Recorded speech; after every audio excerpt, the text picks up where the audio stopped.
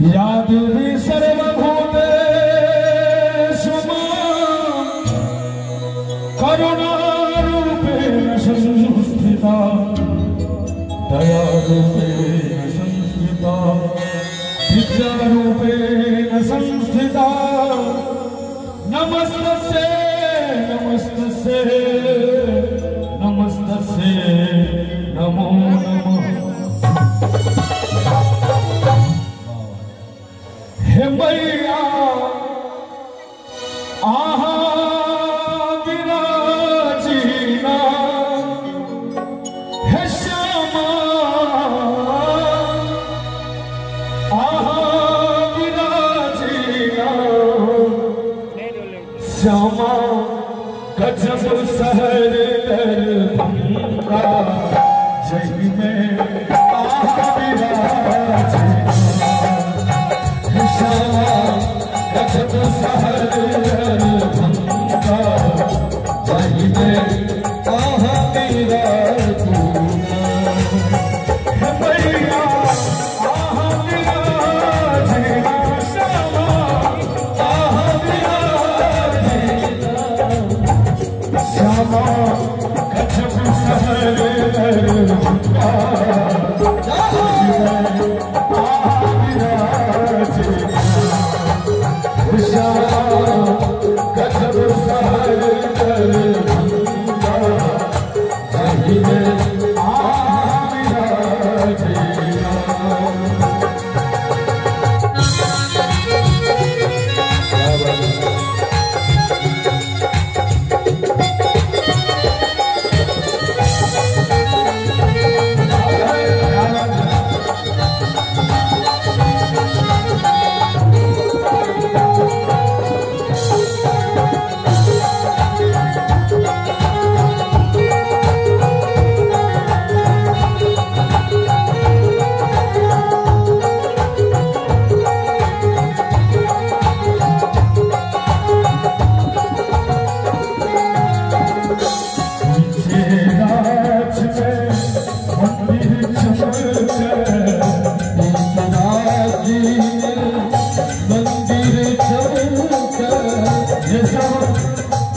श्यामा के दरबार गेल है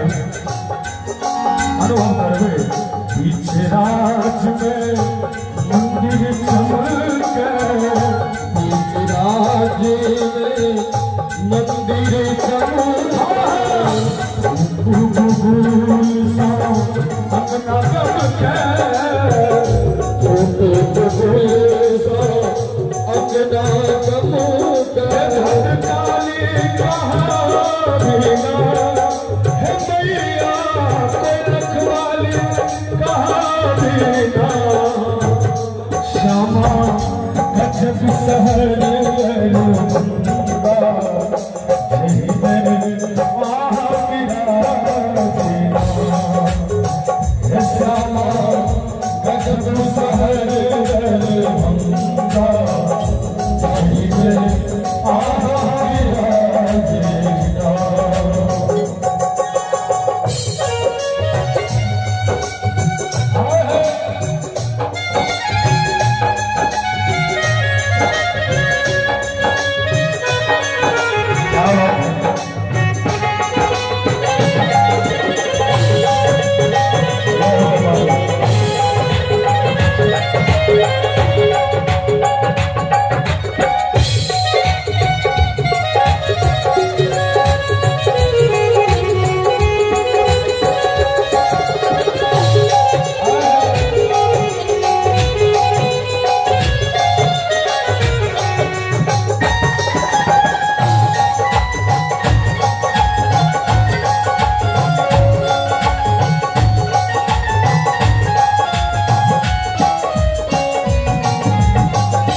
दरबार में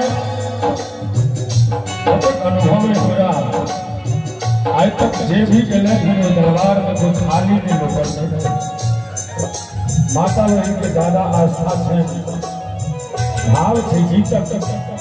कियो नचरी कियो लाल छुने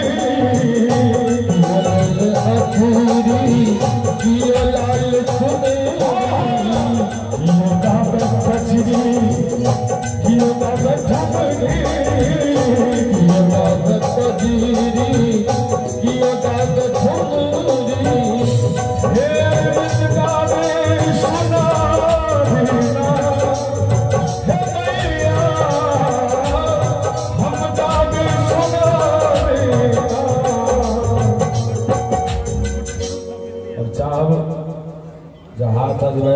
तो में ताली के संग श्यामा